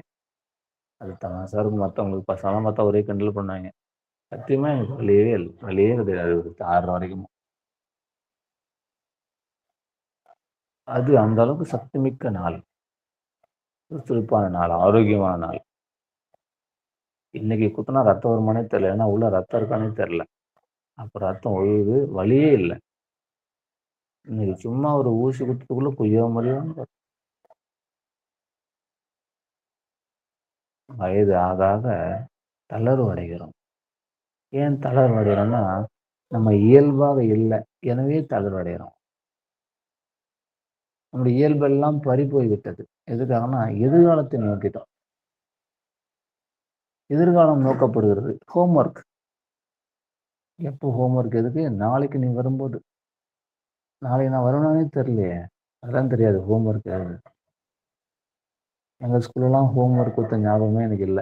வீட்ல நான் உட்காந்து எதுவும் புக்க திறந்து படிச்சுட்டா ஞாபகமே இல்ல எனக்கு. ஆனா பசங்க வந்த உடனே நேத்து கூட ஒரு அம்மா பேசினாங்க. கிளாஸுக்கே வர முடியலைங்க சார். 5 டூ 6 ஏம்மா வர முடியல? இல்ல சார் பையன் 6 மணிக்கு ஹிந்தி கிளாஸ் போறான். வந்தான்னா 7 மணிக்கு வந்து டைப் ரைட்டிங் கிளாஸ் போறான். அவன் 8 மணிக்கு வர்றதுக்குள்ள டிஃபன் செஞ்சு வச்சிடணும். சரி 5 டூ 6 வரதுக்கு என்னம்மா? இல்லம்மா 5 மணிக்கு எழுந்தவுடனே அவனுக்கு கொஞ்சம் டீ குடுத்து தரணும். எங்க வீட்டுக்காரர் 6:30 மணிக்கு கிளம்புறாரு. அதுக்குள்ள அவருக்கு டிஃபன் செஞ்சிடணும். இதுக்கு பேர் வாழ்க்கைன்னு சொல்றோம். ஆக்சுவலி. இது இது இது இதெல்லாம் வாழ்க்கை கிடையாது. இது சும்மா இருக்கிறோம். வீட்ல வேலைக்காரியா, அம்மா வேலை, பொண்டாட்டி வேலை, அக்கா வேலை, தங்கச்சி வேலை, இந்த வேலைலாம் செய்றோம். நம்ம வேலை, வாழ்க்கை. அது காணோம். அப்புறமா கம்ப்ளைண்ட் வரும் 50 வயசுல. நானும் 30 வருஷம் வச்சு கொட்டினேன் எல்லாம் தின்னுட்டு போச்சுங்க. ஒண்ணு கூட நன்றியே இல்ல. அப்படின்னு சொல்லிட்டு போயிடும். அவ்வளோதான். வாழ வேண்டிய நேரத்துல வாழாம, வாழா வெட்டியா இருக்கிறோம். புருஷன் இருந்தாலும் வாழா வெட்டி தான், பொண்டாட்டி இருந்தாலும் வாழா வெட்டி தான். வாழ்க்கையே அந்த காலத்துல, நிகழ்காலத்துல வாழ்ந்தா தான் வாழ்க்கையே. எதிர்காலத்துக்கு தள்ளி போறது கிடையாது. நம்ம தள்ளி போட்டுருக்கோம். நெறையன்னா எல்லாருமே கிட்டத்தட்ட வாழ்க்கைய தள்ளி போடுறாங்க. தள்ளி போடுறோம். செட்டில் ஆயிட்டு சில சில குரூப்லாம் இருக்கு. செட்டில் ஆயிட்டு கல்யாணம் பண்ணிக்கிறேன். கல்யாணம் பண்ற ஆசை வந்தா 25, 26, 27. 30 வயசு என்னடா ஆச்சு? இன்னும் செட்டில் ஆகல. 30 வயசுக்கு மேல கல்யாணமே பண்ணக்கூடாது. அது நீங்க உங்க வாழ்க்கை துணைக்கு பண்ற துரோகம். நேத்து கூட ஒருத்தர் சொல்லிட்டு இருந்தாங்க. 37 என்னப்பா வயசாச்சு? 37 வயசாச்சு. ஓ சூப்பர். என்ன பண்றாங்க பசங்க? இன்னும் கல்யாணமே ஆகலங்க. எப்படியோ இந்த வருஷம் முடிச்சிடணுன்றாரு. அட பாவி! 37 செட்டில் ஆயிட்டு என்ன செட்டில் ஆகுறான்னே தெரியல நம்ம ஆளுங்க. நீ பொறந்ததே செட்டில்மெண்ட் தான். புதுசா நீ வேற தனியா செட்டில் ஆக போறேன்னா எவனா போய் பிறந்தாச்சுன்னா செட்டில்மெண்ட் தானே. உனக்கு எல்லாமே செட்டில் வேணும்னா வரதட்சணைலாம் குடுக்கப்பட்டது. நீ வச்சு வாழ துப்பு இல்லாம தான் வேற எதுவும் செட்டில்மெண்ட் தேடுற. அது இருக்குன்ற அறிவே இல்ல. அப்படி மிக மகிழ்ச்சிகரமா எப்ப வாழ்ந்தோம்? சின்ன வயசுல ஆரோக்கியமா, உற்சாகமா, சந்தோஷமா, மகிழ்ச்சியா வாழ்ந்தோம். இப்ப எங்க போச்சு? வயசாகுது, அறிவு வளருது, நெறைய படிக்கிறோம், டிகிரி வாங்கியிருக்கோம். அப்போ விட சந்தோஷமா தான் இருக்கணும். அதுதான் இதெல்லாம் பண்ணோம். ஆனா அப்போட மகிழ்ச்சி குறைஞ்சிச்சுன்னா, அப்ப வேற என்ன பண்ணோம்? அப்ப அந்த மகிழ்ச்சியெல்லாம் குறைக்கிறதுக்காக தான் ஏதோ பண்ணிட்டே இருந்தோம். இப்ப குறைஞ்சு போச்சு. இப்ப தேடுறோம். ச்சே! எவ்வளோ பெரிய அறியாமை இல்ல. இக்னோரன்ஸ். இக்னோரன்ஸ் தான் பெரிய சின். மிகப்பெரிய பாவம் அறியாமை. பெரிய சின்ன பையனா இருக்கும்போது அறியாம தான் இருந்தோம். ஆனா அது மகிழ்ச்சியா இருந்தோம். இப்ப இருக்கிற அறியாம நமக்கு துன்பத்த குடுத்தா மட்டும் பரவால்ல. நம்ம சுத்தி எல்லாருக்குமே துன்பத்த குடுக்குது. முகத்த பார்த்தாலே டென்ஷன் ஆகும் சில பேர்லாம். அது என்னவோ தெரியலப்பா. அவர பார்த்தா மட்டும் அப்படியே டென்ஷன் ஆகுதுன்னுவாங்க. அப்படி ஒரு மொகரக்கட்டை அப்படின்னுவாங்க. ஏன் இப்படி மாறிடுச்சு? இவரு தென்கட்சி சுவாமிநாதன் சொல்லுவாரு. குழந்தை வந்து அழுதுட்டே இருக்கும். நீங்க கையில கொண்டு போய் கிளுகிளுப்பி ஆட்டுனீங்கன்னு வச்சுக்கோங்களேன், அது சிரிக்கும். கிளுகிளுப்பு தானே அது. அது என்ன ஜோக்கா அது சிரிக்கிறதுக்கு? ஆனா குழந்தை பாருங்க, கிளுகிளுப்பி ஆட்டுனாலே சிரிக்கும். ஒரு 50 வயசு ஒரு ஐயா உட்காந்துருக்காரு. சோகமா இருக்காரு. அவர் முன்னாடி கிளுகிளுப்பி ஆட்டுங்களேன். டென்ஷன் ஆயிடுவாரு மனுஷன். அதே தான் இப்ப பெருசா மாறியிருக்கு. இப்ப முன்னை விட உனக்கு மகிழ்ச்சி அதிகமா தான் இருந்திருக்கணும். ஆனா இப்ப டென்ஷன் ஆகுது. இப்ப வேற ஏதோ தேவைப்படுது உன்ன மகிழ்ச்சி படுத்துறதுக்கு வேற ஏதோ தேவை. என்ன இது? அப்போ சிறு பிள்ளையில 15, 16 வயசு வரைக்கும் சில பேர் கல்லூரி வரைக்கும் கூட அப்படியே பயங்கரமா வாழ்ந்திருப்போம். ரொம்ப உற்சாகமா இருந்தோம். கல்யாணத்துக்கு முன்னாடி இந்த பொம்பள பிள்ளைகள்லாம் பாருங்களேன், வாழ்க்கையில லட்சியத்தோட இருப்பாங்க பொண்ணுங்க. பசங்கள்லாம் அவ்வளோ பெருசா லட்சியமா இருக்கு. பெண்கள்லாம் லட்சியத்தோட இருப்பாங்க. இப்போ என்ன லட்சியம்னாக்கா, பிள்ளைங்கள வளர்க்கறது தான் லட்சியம்.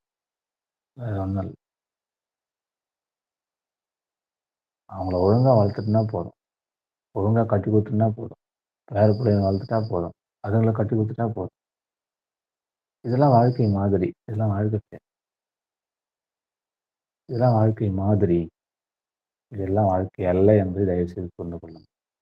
அதிலேயே நான் திருப்தியா இருக்கேன். அதில நான் சந்தோஷமா இருக்கிறேன். அதுவே எனக்கு போதுமானது என்பது இது போதுமான மனநிலையா இருக்கலாம். ஆனால் உங்கள் வாழ்க்கையை நீங்கள் தள்ளி போட்டு விட்டீர்கள். எனவே மீண்டும் உங்கள் பிள்ளையாகவோ, பேரனாகவோ, பேத்தியாகவோ நீங்கள் வாழ மீண்டும் இருந்து தான் ஆகணும் இந்த உலகத்தில.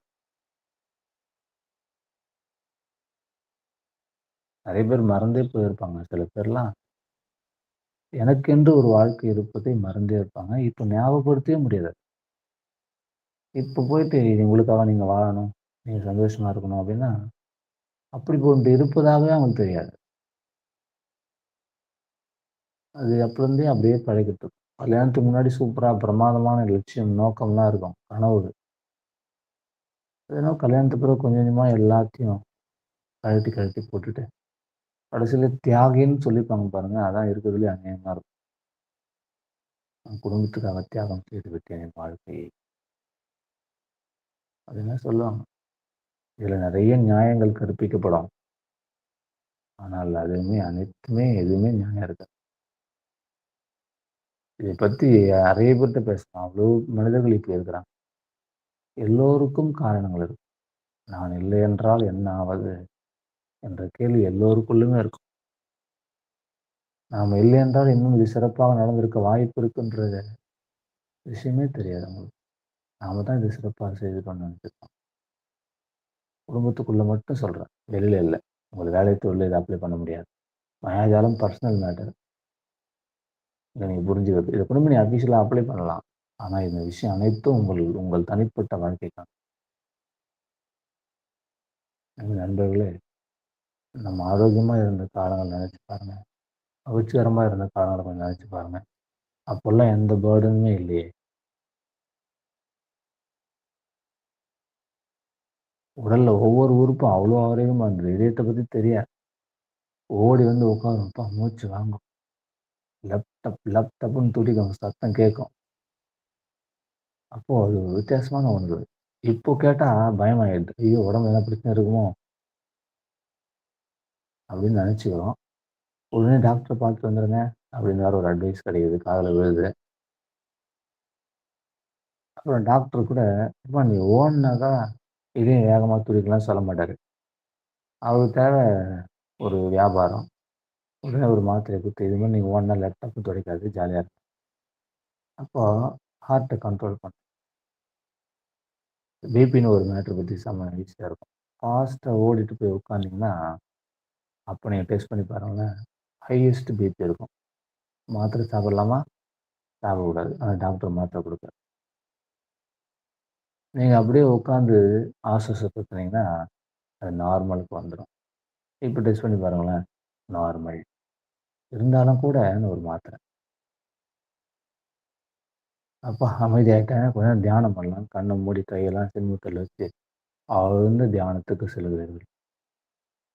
தியானத்தின் நிறைவில் ஆழ்ந்த அமைதி. இப்ப பிபிய செக் பண்ணா, லோயஸ்ட் பிபி.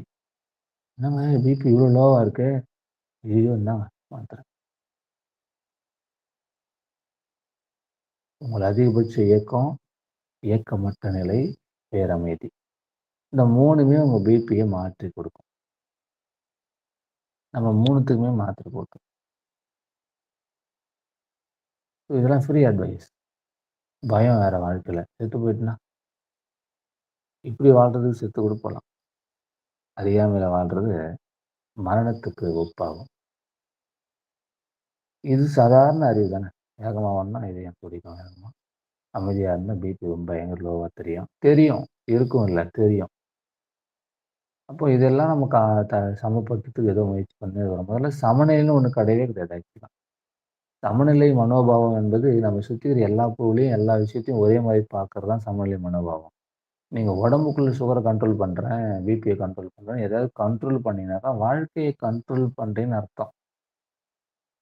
நீங்க ஒரு லிமிட்டுக்குள்ள போயிறீங்க. நான் இத்தன வருஷம் வாழ்ந்தா போதும்பா. அதுவரைக்கும் மாத்திரை சாப்பிட்டு வாழ்ந்துக்கிறேன். நம்ம அப்படி இல்லவே இல்ல சின்ன வயசுல. ஓடி வந்து படுத்து தூங்கிட்டு இருப்போம். லேசா மூச்சு சத்தம் கொஞ்சம் அதிகமா இருக்கும். அப்பதான் அம்மா என்ன இந்த பையன் தான் மூச்சு வாங்குறான்னு தொட்டு பார்த்தா, ஹெவி ஃபீவரா இருக்கும். எப்ப ஃபீவர் காலைல வந்திருக்கும் ஃபீவர் நமக்கு. ஸ்கூல்லேயும் தெரியாது, சாப்பிடவும் தெரியாது, விளையாடும்போதும் தெரியாது. நைட் தூங்கும்போது அம்மா அப்பதான் கண்டுபிடிப்பா. பையனுக்கு கொதிக்குது. எழுப்பவே மாட்டாங்க. அப்படியே துணி ஒரு காட்டன் துணிய எடுத்து தண்ணீல நனைச்சு நெத்தியில போட்டான்னா முடிஞ்சுது. காலைல இருந்தும் இருக்குது அப்படின்னு சொன்னா ஒரு கஷாயம். அது என்ன கஷாயம்லாம் தெரியாது எனக்கு. குடுத்துட்டான்னா முடிஞ்சுது. ஸ்கூல் லீவ் போட்டுறியாடா? ஆஹா ஸ்கூல் போணும். எதுக்கு படிக்கிறதுக்கு? படிக்கலாம் கிடையாது. படிக்கலாம் ஸ்கூலுக்கு வந்து ஏதாவது ஒண்ணு சொல்லியிருப்பான் ஃப்ரெண்டு. அவன பார்க்கறதுக்கு போறது. ஏதாவது ஒண்ணு பண்றதுக்கு சண்டை போடுறதுக்கு போறது. அவன போய் இன்னைக்கு பார்த்துட்டு வரணும் அதுக்கு போறது. அப்படிதான் ஸ்கூல். அப்படி இருந்த காலம் இந்த பூமியில நான். இப்பவும் அதே பூமி தான், அதே அம்மா, அதே அப்பா தான். அதை விட அதிகமா படிச்சுட்டோம். இப்போ அந்த அளவுக்கு சுறுசுறுப்பா இல்ல. அதெல்லாம் நினைச்சு பார்த்து இந்த நேரத்துல உங்க உடல் ஆரோக்கியமா இருந்துச்சுல்ல, அதெல்லாம் நினைச்சு பார்த்து இன்னைக்கு எழுதுனேன். 10 ஆசீர்வாதம் எழுதி முடிச்சுட்டு, நம்ம ஆசீர்வதிக்கப்பட்டவர்களா உணராமலே ஆசீர்வதிக்கப்பட்டு கொண்டிருந்தோமே, அந்த காலங்களே எழுதுனேன். என் உடல் எவ்வளவு சுறுசுறுப்பா இருந்தது. அப்படி சுறுசுறுப்பா இருந்தமைக்கு என் மனப்பூர்வமான நன்றிகள். என் கண்கள் துளி கூட அக்கறை இல்லாம இருந்தபோதும் கூட, அரும்பூர்வமா காட்சி விட்டு எல்லாத்தையும் அருமையா பார்க்க முடியும். எறும்பு கூட விளையாட்டு உட்காந்துருக்கும். எறும்பு கையில எடுத்து விட்டுக்கிட்டு, அது மேலே அதெல்லாம் ரசிச்சுக்கிட்டு, அத மாத்தி மாத்தி இந்த கையில அந்த கையில மாத்திக்கிட்டு, அந்த பையன் ஃப்ரெண்டோட கையில மாத்திக்கிட்டு, எறும்பு அப்படியே கை மேலயே சுத்தி வரும். அதுவே ஒரு விளையாட்டா இருக்கும். 1/2 மணி நேரம் ஓடும் அதுலயே. அது ஒரு மகிழ்ச்சி இருந்துச்சு. இன்னைக்கு எறும்பு ஏறுனாலே டப்புன்னு அத கொலை பண்ணிடுறோம். எம்மேல ஏறுன அப்படின்னு அந்த வாழ்க்கையே கொலை செய்து விடுகிறோம். ஒரு வாழ்வை பறித்து விடுகிறோம். அதன் வாழ்க்கை சுதந்திரத்தை பறித்து விடுகிறோம். கொசு பேட்டுன்னு ஒண்ணு இருக்கு. அப்படி வீசுனீங்கன்னா 20 கொலை, 20 மரணங்கள். எந்த மின்சார சுடுகாட்டுக்கும் தேவையில்ல. வீடே சுடுகாடாக இருக்கிறது இப்பலாம். நம்ம நெனச்சுக்கிறோம் மனிதன் செத்து போட்டா தான் டெட் பாடின்னு. கொசு செத்து வீட்ல கலந்தா அதுவும் டெட் பாடி தான். 2மே ஒரே டெட் பாடி தான். இதுக்கு அதுக்கு என்ன வித்தியாசம் இருக்கு? நம்ம நெனச்சுக்கிறோம் கொசு செத்து கிடந்தா தூக்கி வாரி போட்டு. மனிதன் செத்து கிடந்தாக்கா சடங்கு, சம்பிரதாயம், பூஜை, புனஸ்காரம், காரியம், புண்ணியதானம் என்னென்னவோ பண்றோம். டைம் நெறைய கிடக்குது. சும்மாவே இருந்தோம் இல்லையா? ஏதாவது யோசிச்சு ஏதாவது பண்ணி கிடக்குது. கொசு செத்து போனா ஏதாவது பண்றாங்களா? கொசு குடும்பத்துல? ஒண்ணும் பண்றதில்ல. பண்ணக்கூடாதுல்ல. தெரிஞ்சுக்கணும். இதெல்லாம் ஏன் பண்றோம்? அதுபோல ஏன்னா மனிதன் எப்பவுமே செய்யலாமா, செய்யக்கூடாதுன்ற விஷயத்த முடிவு பண்றதே இல்ல. அதனால இப்படி இருக்கு. செய்து விடு அல்லது செய்யாமல விட்டு விடு. 2ம் கெட்டானா செய்யாது. அப்படி செஞ்சு செஞ்சு தான் அந்த குழந்தை பொருட்கள் இந்த விஷயத்தலாம் இழந்துட்டு இன்னைக்கு இப்படி இருக்கும். எழுதுங்க. எவ்வளோ ஆரோக்கியமா இருந்தாலும் ஒவ்வொரு உறுப்புக்கும் நன்றி எழுதுங்க. சுறுசுறுப்பா இருந்த காலத்த எண்ணி, எண்ணி, எண்ணி எழுதுங்க. இப்போ உங்க உறுப்புகள் விழிப்புணர்வு அடையும். ஆஹா! இவன் நம்மள போற்றி புகழ்கிறான். நம்ம அப்பயெல்லாம் இவனுக்கு உதவி பண்ணிட்டு இருந்தோம். இப்பதான் அவனுக்கு ஞாபகம் வருது. அப்படின்னு இன்னும் கொஞ்சம் உதவி பண்ண வரும். ஒரு 4, 5 பாயிண்ட் எழுதுங்க. அதுக்கப்புறம் ஒரு 2, 3 உறுப்ப எடுத்துங்க உடம்புக்குள்ள. எந்த உறுப்பெல்லாம் நீங்க சரியா இருக்கணும்னு ஆசைப்படுறீங்க? இதயமா? நுரையீரலா? கல்லீரலா? கணையமா? தைராய்டு சுரப்பியா? இல்ல மூளை சிந்தனை ஆற்றலா? இல்ல கை, கால் உறுப்புகளா? எது சிறப்பா இயங்கணும்னு ஆசைப்படுறீங்களோ, அத எடுத்துக்கோங்க. எடுத்துட்டு, என்னுடைய இதயம் இவ்வளோ காலமாக மிக சிறப்பாக எனக்கு இயங்கிக் கொண்டு வருகிறது. அதில இருக்கக்கூடிய அனைத்து நன்மைகளும் மேலெழும்பி, மேலும் அது சிறப்பாக இயங்குவதற்காக என் மனப்பூர்வமான நன்றிகளை தெரிவித்துக் கொள்கிறேன். இதயத்தின் சிறப்பு இயக்கம் மிக கச்சிதமாக இயங்குவதற்கு என் மனப்பூர்வமான நன்றிகள். அப்படின்னு கணையம், சுகர் சுகர் இருக்கும் நெறைய பேருக்கு இருக்கீங்க. சத்தியமாக சொல்றேன். சும்மாலாம் இல்ல. சத்தியமா. கண்ண மூடி முதல்ல ஒரு ஒரு ஒரு படம் எடுங்க. நெட்லேருந்து படம் எடுங்க. உடல்ல உள்ளுறுப்புகள்லாம் எப்படி இருக்குது? என்ன சைஸ் இருக்குது? என்ன கலர்ல இருக்குது? என்ன டிசைன்ல இருக்குதுன்னு பார்த்து வச்சுக்கோங்க. மனசுக்குள்ள பதிவு பண்ணி வச்சுக்கோங்க. கணையத்தோட விஷயத்த மனசுல வச்சுக்கோங்க. கண்ண மூடி கணையம் இருக்கும் இடத்தை நினைத்து, கணையத்தை நினைத்து, கணையம் சிறப்பாக இயங்குவதாக மனதுக்குள்ள பாவனை செய்யுங்க. நான் சத்தியம்ன்ற வார்த்தைய அவ்வளோ சீக்கிரம் பயன்படுத்த மாட்டேன். இன்னைக்கு பயன்படுத்துறேன். தினமும் ஒரு 15 நிமிடம் எடுத்துக்கோங்க. 15 minutes for your adrenal sorry pancreas. தினமும் 15 நிமிஷம் அதன் மீதே கவனம் செலுத்தி, செலுத்தி, செலுத்தி அது சிறப்பான இயக்கத்துக்கு நன்றி செலுத்தியே ஆகணும். எத்தனை வருஷம் நீங்க சுகர் மாத்திரை சாப்பிட்டிருந்தாலும் 21வது நாள் நீங்கள் சுகர் மாத்திரை ஸ்டாப் பண்ணுங்க. காசு பணம்லாம் இல்லை. எந்த செலவுமே இல்லை. நீங்க செலவு பண்ண போறது 15 நிமிஷம். செலவு பண்ணி பார்த்துருங்களேன். ரிசல்ட் எடுங்க. செக் பண்ணிடலாம். சும்மா பண்ணி பாருங்க. தைராய்டு அதே போல தான். உங்க வலது கை 4 விரலையும் கொண்டு போய் தைராய்டுல வைங்க. 15 நிமிஷம் அதன் சிறப்பான இயக்கத்துக்கு நன்றி சொல்லு. 21 டே தைராய்டு மாத்திரை தூக்கி குப்பையில போட்டு சும்மா செஞ்சு பாருங்க. ஒரு நாள் விட்டா அப்போலேருந்து 21 நாள் நான் வச்சோம். சுகர் மாத்திரை இவ்வளோ வருஷம் சாப்பிட்டீங்க. 21 நாளாக தீர்வு கிடைக்குதுல்ல, செய்வோம். கூட கொஞ்சம் உடற்பயிற்சி செய்யுங்க. நான்வெஜ் சாப்பிடாம இருங்க. அவ்வளோதான். அதுபோல் உங்கள் உடல் ஆரோக்கியத்தை மேம்படுத்திக் கொள்ளுங்க. எழுதுங்க. உங்கள் உடல் உறுப்புகள் அனைத்தும் கச்சிதமாக இயங்குவதற்கு நன்றி சொல்லுங்க. அவை மேலும் கச்சிதமாக்கப்படும். ஆரோக்கியமாக இருங்க. சுறுசுறுப்பாக இருங்க. நல்லா ஜாலியாக ஓடுங்க. 50 வயசு ஆச்சுப்பா முட்டி வலிக்கும் ஓட மாட்டேன் அப்படின்னா முட்டி வலிக்கும் ஓட மாட்டேன். 50 வயசுக்கும் நீங்க ஓடுற தன்மைக்கும் சம்பந்தமே இல்லை. அது இந்த சொசைட்டி நம்ம மேலே திணிச்சு வயசானா இது பண்ணக்கூடாது அப்படின்னு சொல்லி நம்ம அதனாலே கொஞ்சம் கொஞ்சமாக நோயாளி ஆயிடும். டாக்டர் சொல்லியிருக்காரு நடக்கக்கூடாதுன்னு. டாக்டர் தான் சொல்லுவார் நன்றின்னா சரியாயிடுங்க. சரியாயிட்டா அப்புறம் யார் அவருக்கு பேஷண்ட்டு? ரெஸ்ட் எடுங்கன்னு சொல்லுவார். ரெஸ்ட் யார் எடுப்பா? வீட்டில் ஆள் இல்லைன்னா ஃபேன் ரெஸ்ட் எடுக்கும். ஆள் இருந்தால் ஓட வேண்டியது தான் அது வேலை. அப்போ உங்களுக்கு வேலை இருந்தால் நீங்கள் ஓட வேண்டியதுதான். ரெஸ்ட் ஓய்வெடுங்கள். ரொம்ப முடியலன்னா ஓய்வெடுக்கும். எல்லாத்துக்குமே ஓய்வு எடுத்து இருந்தோம்னா ஒரு முழு ஓய்வு கிடைக்கும். பகுதி நேர ஓய்வுலாம் போய் முழு ஓய்வு. அதுக்கு பேர் மரணம். அதனால ஓய்வு அதுவாக கிடைக்கும். நீங்கள் ஓடுங்க ஜாலியாக. செத்துருப்பா. தேவைப்படும் போது அதுவே சொல்லலாம்.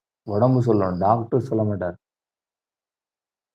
டாக்டர் அவரு தான் சொல்ல முடியும். உங்களுக்கு சொல்ல முடியும். ஓய்வு எடுக்க சொல்கிறேன். நீங்கள் உங்களுக்கு தேவைப்படும். இப்போ நான் ஒரு 1 ஹவர் ஓய்வு எடுக்கணும். இல்லை அப்போ 10 நிமிஷம் பார்த்துட்டு வந்துடுறேன்.